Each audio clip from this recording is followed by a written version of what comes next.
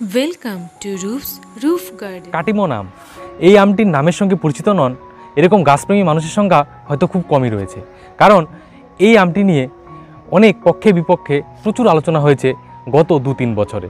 অনেকে বলেন এই আমটি স্বাদে এবং মিষ্টতায় অন্যান্য আমের থেকে অনেক গুণ এগিয়ে, আবার অনেকে বলেন যে এই আমটি উচ্চ ফলনশীল নয় বা এই আমের অনেক খারাপ দিকও রয়েছে। তো আসল সত্যিটা কী? তো আজকের ভিডিওতে আমরা সেগুলি আলোচনা করব। বা কাটিমন যেহেতু একটি 12 মাসি আম গাছ, তাই এই আম গাছের কী যত্ন পরিচর্যা করলে এই গাছ থেকে আপনি দারুণ ফলন পাবেন সেটিও থাকছে আজকের ভিডিওর বিষয়বস্তু। তো হাই ফ্রেন্ডস, আমি রূপম আর আপনাদের প্রিয় ইউটিউব চ্যানেল রুপ গার্ডেন নতুন একটি ভিডিওতে আপনাদের স্বাগত জানাই। তো চলুন বন্ধুরা, ভিডিওটি শুরু করা যাক। তো বন্ধুরা, প্রথমেই আমি আলোচনা করে নিই এই কাটিমন আমের ভালো দিকগুলি। সত্যি বলতে এর ভালো দিক বলতে গেলে এর অনেক লম্বা একটি লাইন তৈরি হয়ে যায়। তো তার থেকেও আমি কয়েকটি পয়েন্ট আপনাদের সামনে তুলে ধরার চেষ্টা করছি। তো প্রথম যে পয়েন্টটি আসবে সেটি হচ্ছে এই আমের স্বাদ ও মিষ্টতা। কাটিমন আম গাছের আপনি যত বড় হেটার্সই হন না কেন, কিন্তু এই আমের স্বাদ এবং মিষ্টতা নিয়ে আপনাকেও মানতে হবে যে সত্যি এই আম স্বাদে এবং মিষ্টতায় সেরা। কারণ এর ব্রিক্স মান প্রায় 22 এমনকি 23ও চলে আসে, যা খুবই একটি মিষ্টি আমের লক্ষণ। আর দ্বিতীয়ত এই আমের স্বাদও অন্যান্য আমের তুলনায় খুবই ভালো। আর ব্যক্তিগতভাবে যদি আমাকে জিজ্ঞাসা করেন যে স্বাদের দিক থেকে এই আমটি কেমন, তাহলে আমি যতগুলো আম খেয়েছি তার মধ্যে স্বাদ এবং মিষ্টতার দিকে এই আমটিকে আমি প্রথমের দিকেই রাখবো। তাই আমরা যে গাছই রোপণ করি না কেন, যদি ফলের গুণমান ভালো না হয় তাহলে কিন্তু সেই আম গাছ বা সেই ফল গাছ রোপণ করার কোনো মানে হয় না। তো সেদিক থেকে স্বাদ এবং মিষ্টতায় এই আম 10-এ 10 পাবে। দ্বিতীয় যে পয়েন্টটি হচ্ছে সেটি হচ্ছে এর সারা বছর ফলন দেওয়ার ক্ষমতা। যেহেতু এটি একটি 12 মাসি আমের গাছ, প্রকৃত অর্থে এটি একটি 12 মাসি, কারণ এই গাছের থেকে মিনিমাম 3 থেকে 4 বার আমের ফলন পাওয়া যায়। তবে এর জন্য চাই বিশেষ কিছু যত্ন পরিচর্যা। তো কী করে যত্ন পরিচর্যা করতে হবে সেটি আমি পরের পার্টে আসছি, তখন আপনারা সহজেই বুঝতে পারবেন। তাহলে বন্ধুরা, আপনারা যদি একটি এমন আম গাছ লাগান যে আম গাছটি অফ সিজনেও আপনাকে একই রকমভাবে ফল দিয়ে যাবে, তাহলে সেটি বাণিজ্যিকভাবেও যে কৃষক বন্ধুরা চাষ করে থাকবেন তাদের ক্ষেত্রেও যেমন খুবই ভালো একটি দিক, তেমনি একটি ছাদ বাগানের ক্ষেত্রেও খুবই একটি ভালো দিক, কারণ সারা বছর আপনি একটি গাছের থেকে ফল খেতে পারবেন। বেশিরভাগ আম গাছগুলি বছরে একবার ফলন দিয়ে থাকে, আর সেখানে যদি আপনি সারা বছর এত ভালো গুণমান সম্পন্ন একটি ফল পান তাহলে তো কথাই নেই। তো সেদিক থেকেও এই কাটিমন আম অন্যান্য আমের থেকে অনেকটাই এগিয়ে থাকবে। তৃতীয় যে পয়েন্টটি হচ্ছে এই আমের সেলফ লাইফ। এটিও একটি খুব গুরুত্বপূর্ণ একটি জিনিস। যারা কমার্শিয়ালি আম গাছ চাষ করবেন তাদের ক্ষেত্রে তো এটি খুবই গুরুত্বপূর্ণ, কারণ এই আমটিকে আপনি পেরে 12 থেকে 15 দিনও যদি আপনি ঘরের মধ্যে রেখে দিন তাও এই আমের কিচ্ছু হবে না, আম খুব সুন্দরভাবেই থেকে যায়। চতুর্থ যে পয়েন্টটি হচ্ছে সেটি হচ্ছে এই গাছের ডোয়ার্ফ নেচার এবং ঝোপালো হওয়ার টেন্ডেন্সি। তবে আপনি একটি গাছকে ঘিরে রাখলে সেটি কিন্তু একাই ঝোপালো হবে না, তার জন্য আপনাকে প্রুনিংয়ের বিশেষ কিছু টেকনিক প্রয়োগ করতে হবে। তাহলে দেখবেন আপনার গাছটি খুব সুন্দরভাবে ঝোপালো হয়েছে এবং ডালের সংখ্যা প্রচুর হচ্ছে। আর এই গাছটির নিজস্বতে একটি বৈশিষ্ট্য রয়েছে ডোয়ার্ফ নেচার এবং ঝোপালো হওয়ার টেন্ডেন্সি। তাই আপনি সামান্য কিছু প্রুনিং টেকনিক প্রয়োগ করলে এই গাছটি খুব সুন্দরভাবে ঝোপালো ছাতার মতো আকার নেবে, আর ডালের সংখ্যা বেশি হবে, ফলে ফলন হওয়ার চান্সও অনেকটাই বেশি হবে। আরও এই আমের বেশ কয়েকটি ভালো দিক রয়েছে, কিন্তু এগুলো বলে শেষ করা সম্ভব নয়। তবে এই যে মেন পয়েন্টগুলো যেগুলো একটি গাছের থেকে আমরা চেয়ে থাকি তার সবগুলোই এই কাটিমন আম ফুলফিল করে থাকে। তো সেক্ষেত্রে এই আমটি ছাদ বাগানের জন্য খুবই একটি ভালো আম গাছ, আর যারা বাণিজ্যিকভাবে চাষ করছেন তাদের ক্ষেত্রেও খুবই ভালো একটি আম। এবার এই আমের যদি আমরা কোনো খারাপ দিকগুলো আলোচনা করতে যাই, তাহলে ব্যক্তিগতভাবে আমার এই আমের কোনো খারাপ দিক নজরেই পড়েনি, কারণ এই আমের কেয়ার নেওয়ার বিশেষ কিছু টিপস রয়েছে, সেগুলো অ্যাপ্লাই না করলে আপনি তো আশানুরূপ ফলন পাবেনই না।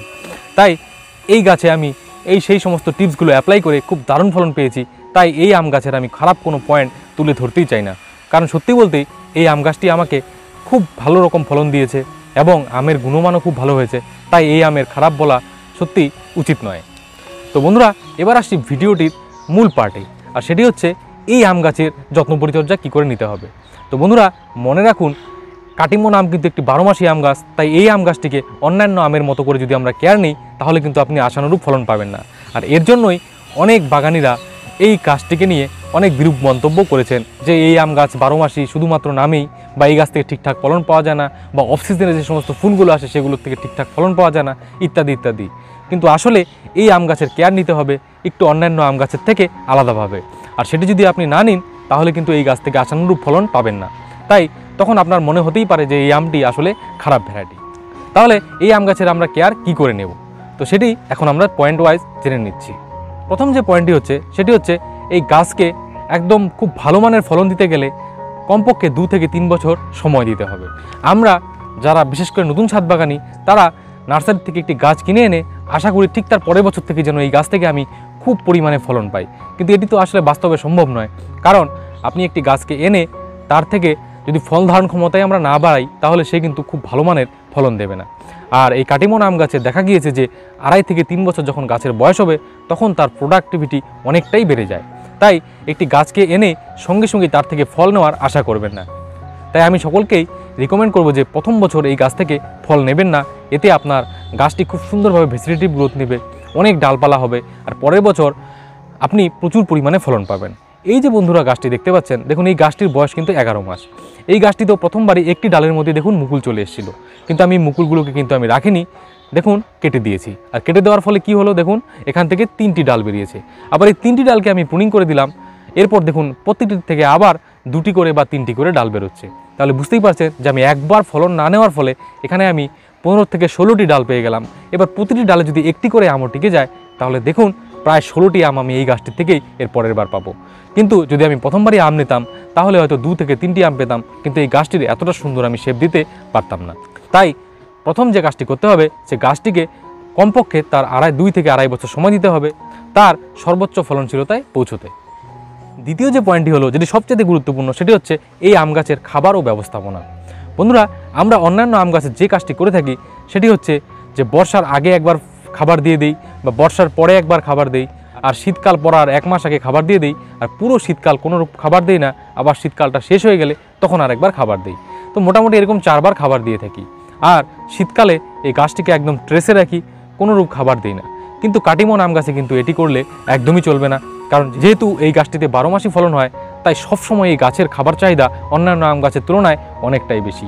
আর এইখানেই অনেক বাগানিরা ভুল করে থাকেন যে এই গাছটিকে আমরা অন্যান্য আম গাছের সঙ্গে গুলিয়ে ফেলে এই গাছটির চাহিদা মতো যে খাবারের দরকার সেই পরিমাণ খাবার আমরা যোগান দিয়েই থাকি না।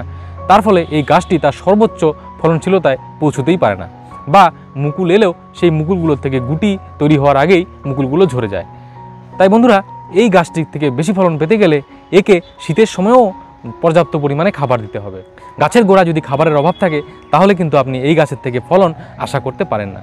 আর মুকুল যখন আসবে সে সময় তো জানেনই নাইট্রোজেনযুক্ত খাবারকে আমরা কমিয়ে দেব, পটাশযুক্ত খাবারকে বাড়িয়ে দেব। আর এই আম গাছে আমি যে খাবারগুলো ব্যবহার করে থাকি, অন্যান্য আম গাছেও যে আমি খাবার ব্যবহার করে থাকি এটির ক্ষেত্রেও সেম। 25% বোন মিল, 25% হর্ন মিল, 25% নিমখোল আর 25% সর্ষের খোল খুব ভালো করে মিশিয়ে আমি বস্তাবন্দি করে রেখে দিই। আর যখন যে গাছে খাবারের প্রয়োজন হয় সেই গাছের গোড়ায় আমি এই খাবারটি দিয়ে দিই। তবে এই গাছটিতে আমি পটাশটাকে একটু বেশি পরিমাণে দিয়ে থাকি। আর পটাশ যেহেতু জৈব উপায়ে পাওয়া খুবই দুষ্কর ব্যাপার, তাই আমি 0050 বা সালফেট অফ পটাশ এই গাছের গোড়ায় প্রতি 1 মাস অন্তর অন্তর 1 থেকে 2 চামচ করে ছড়িয়ে দিয়ে দিই। 3 নম্বর যে পয়েন্টটি হচ্ছে, এই গাছে বোরনের চাহিদা অন্যান্য গাছের তুলনায় খুবই বেশি। বন্ধুরা মনে রাখবেন, এই বোরন গাছের ফলনশীলতা বাড়াতে যেমন সাহায্য করে, তেমনি ফুল থেকে ফলের গুটিকে ধরে রাখতেও বোরনের জুরিমেরা ভার। তাই এই বোরনের স্প্রে প্রতি 1 মাস অন্তর অন্তর এই গাছে স্প্রে করে যেতে হবে মুকুল থাকা অবস্থায়। কারণ আপনি যদি বোরন ঠিকঠাকভাবে স্প্রে না করেন তাহলে কিন্তু এই গাছের ফুল তো হবে অনেক, কিন্তু তার থেকে কিন্তু গুটি দাঁড়াবে না। দেখবেন বেশিরভাগ গুটিগুলি ঝরে গিয়েছে আর আপনি আশানুরূপ ফলন পাচ্ছেন না। আমি বোরন কখন কখন স্প্রে করে থাকি, যখন দেখি যে ছোট ছোট মুকুল সবে আসতে নিয়েছে বা আসা শুরু হয়েছে, ঠিক সেই সময় একবার আমি বোরন স্প্রে করি। আর দ্বিতীয়বার যখন মুকুলগুলো পুরোপুরি এসে যায় কিন্তু ফুটে যায়নি, ঠিক সেই সময় আরেকবার বোরন স্প্রে করি। কিন্তু ফুলগুলো যখন ফুটে যায় তখন আমি এই গাছে কোনোরূপ স্প্রে করি না। আবার এই ফুলগুলো যখন সম্পূর্ণ ফুটে গিয়ে পরাগযোগ হওয়ার পর ছোট ছোট দেখি যে আমের গুটি বাঁধতে শুরু করেছে, সে সময় আরেকবার বোরন স্প্রে করে দিই। আর ফলগুলো যখন মার্বেল দানার থেকে সামান্য কিছু বড় হয়ে যায় সে সময় আমি আরেকবার বোরন স্প্রে করে দিই। এভাবে বোরন স্প্রে করলে গাছে বোরনের কোনোরূপ অভাব হবে না, ফুল থেকে ফল হওয়ার সম্ভাবনা আপনার অনেকটাই বেড়ে যাবে। আরেকটি পয়েন্ট হচ্ছে জলের ব্যবস্থাপনা। এই সময় শীতকালে আমরা আম গাছে তো জল দিই না বললেই চলে, কিন্তু মনে রাখবেন কাটিমন আমে কিন্তু শীতকালেও জল দিতে হবে। গাছের গোড়া যেন ময়েশ্চার ভাব কোনো সময়ই চলে যায় না, কারণ এই জল যদি না থাকে তাহলে এই যে গাছে যে প্রচুর পরিমাণে মুকুল রয়েছে সেগুলো কিন্তু ঝরে পড়ার সম্ভাবনা অনেকটাই বেড়ে যাবে। কারণ মনে রাখবেন এই মুকুল ঝরে পড়ার অনেকটাই এই ওয়াটার ম্যানেজমেন্ট বা জলের ব্যবস্থাপনার উপরই নির্ভরশীল হয়ে থাকে। তাই এ সময় গাছের গোড়ায় ময়েশ্চার ভাব যেন সবসময় বজায় থাকে সেদিকেও কিন্তু এই কাটিমন আম গাছে নজর রাখে। আরেকটি যেটি গুরুত্বপূর্ণ পয়েন্ট হচ্ছে সেটি হচ্ছে সঠিক সময়ে সঠিকভাবে গাছের প্রুনিং করা। প্রুনিং করা কিন্তু এক পর্যায়ে বলতে পারেন আর্ট, কারণ এই প্রুনিং যদি আপনি সঠিকভাবে করতে না পারেন তাহলে কিন্তু গাছ যেমন একটি শেপলেস হয়ে যাবে, অর্থাৎ গাছের চেহারা যেমন ভালো হবে না, ঠিক তেমনি গাছগুলো ঠিকঠাক ঝোপালো হবে না আর ডালের সংখ্যাও বৃদ্ধি পাবে না। বন্ধুরা, এই যে গাছটি দেখতে পাচ্ছেন, দেখুন এটি কিন্তু আমি একটি ডালের গাছই এনেছিলাম। এই গাছটির বয়স আনুমানিক 2.5 বছরের মতো। দেখুন গাছটা কতটা সুন্দরভাবে ঝোপালো আকার নিয়েছে। আর এই গাছে এখন মিনিমাম 50টির মতো ডাল রয়েছে। আর প্রতিটি মুকুল থেকে যদি একটি করে আমও টিকে যায়, তাও কিন্তু 50টি আম আমি এই গাছ থেকে পেতে পারি। যারা আমার চ্যানেল ফলো করে থাকেন তারা অবশ্যই দেখে থাকবেন যে আম গাছের প্রুনিং নিয়ে খুব সুন্দর একটি গুরুত্বপূর্ণ ভিডিও আপনাদের প্রিয় এই চ্যানেলে আগে থেকে আপলোড করে রেখেছি। আমি লিঙ্কটি আই বাটনে দিয়ে দিচ্ছি এবং ডেসক্রিপশনেও পেয়ে যাবেন। সেই ভিডিওটি দেখে থাকলে আমি এইটুকু হলপ করে বলতে পারি, আম গাছের প্রুনিং নিয়ে আপনাদের মনে কোনো রূপ দ্বিধা থাকবে না। তো আশা করি সেই ভিডিওটি আপনারা দেখবেন, আর তাহলে আম গাছের প্রুনিং সম্বন্ধে আপনারা A to Z তথ্য পেয়ে যাবেন। তো বন্ধুরা, এই যে এভাবে যদি আপনি কাটিমন গাছের কেয়ার নিয়ে থাকেন, তাহলে দেখবেন শীতকালেও ঠিক এই পরিমাণ ঝোপালো একদম ফুলে ভর্তি হয়ে যাবে আপনার গাছ, আর তার থেকে ফলনও পাবেন অনেক গুণ বেশি।